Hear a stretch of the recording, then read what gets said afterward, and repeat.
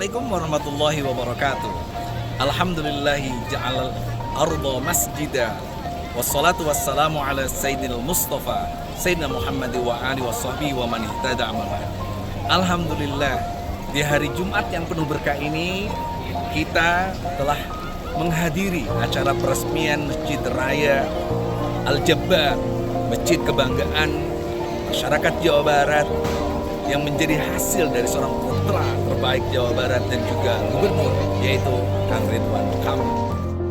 Apa sebenarnya filosofis masjid yang perlu dipahami oleh kita semua? Yang pertama, setiap kita masuk masjid pasti kita membuka alas kaki lalu mencuci kaki kita. Itu artinya siapapun orang yang sering ke masjid, dia akan membersihkan jasmani dan juga mensucikan rohani. Inilah ajaran Islam tentang sebuah keseimbangan. Orang yang ibadah ritualnya kuat, dia pun akan baik secara sosial. Orang yang betul-betul senang bersuci, berwudu dan sebagainya, dia pun akan membersihkan solokan-solokan, membersihkan lingkungan, tidak membuang sampah sembarangan. Bersihkan jasmani dan rohani kita, dan itu menjadi moto Jawa Barat. Jawa Barat juara lahirnya. Yang kedua, kita masuk ke masjid, maka di masjid tidak ada aturan bahwa saf pertama untuk yang S3 misalnya doktor, saf kedua untuk yang S2 dan sebagainya. Lalu tukang es, tukang bajigur, tukang cilok dan sebagainya di belakang. Enggak.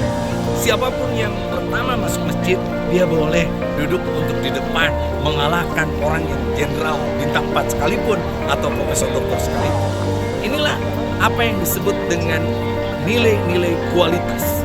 Bahwa hari ini dunia modern membutuhkan orang yang punya kemampuan, punya skill, punya kemampuan vokasi yang kuat. Tidak ditanya kita dari mana, sekolah apa, tapi kita akan ditanya apa kemampuanmu, apa keahlianmu. Apakah kamu bisa menjadi orang yang terbaik? Ayyukum ahsanu amala. Itulah masjid. Yang ketiga, di masjid pun kita mendengarkan apa yang disebut dengan pelajaran agama, baik itu khutbah, halaqah dan lain sebagainya. Maka kita tahu bahwa sungguhnya seluruh dunia ini akan bisa kita olah dengan baik asal kita memiliki ilmu pengetahuan. Ilmu inilah yang sebenarnya didasarkan menjadi iqra bismi rabbikal ladzi khalaq.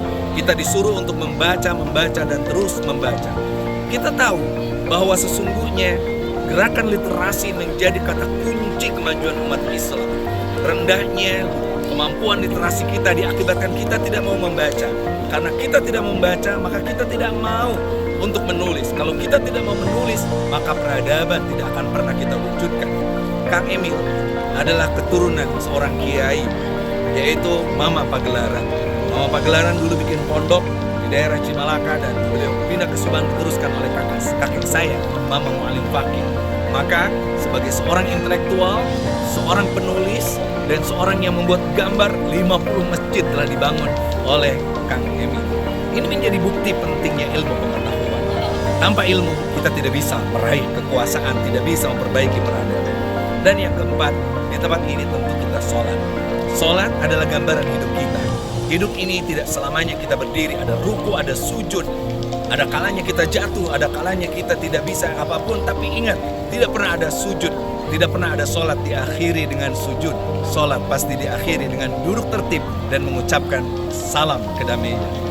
Dan yang terakhir, tentu masjid adalah tempat bagaimana kita akan selalu mendapatkan saudara sendiri. Makanya kita bersyukur Masjid Al-Jabbar ini, di atasnya kita bisa sholat, di bawahnya kita belajar tentang peradaban Islam yang al-Islam ya'lu wa la yu'la alai, dan sekelilingnya ada taman. Itulah tiga prinsip dalam Islam. Nilai kebenaran, nilai kebaikan, dan nilai keindahan. Dari Masjid Al-Jabbar, di akhir Jumat terakhir 2022 ini, kita bersyukur kepada Allah Subhanahu wa Ta'ala. Tapi ingat, syukur yang terbaik adalah mengisi masjidnya, memakmurkannya, dan menjadikan masjid ini menjadi tujuan kita sehari-hari. Terima kasih. Allahul muwaffiq ilaihi thariq. Wassalamualaikum warahmatullahi wabarakatuh.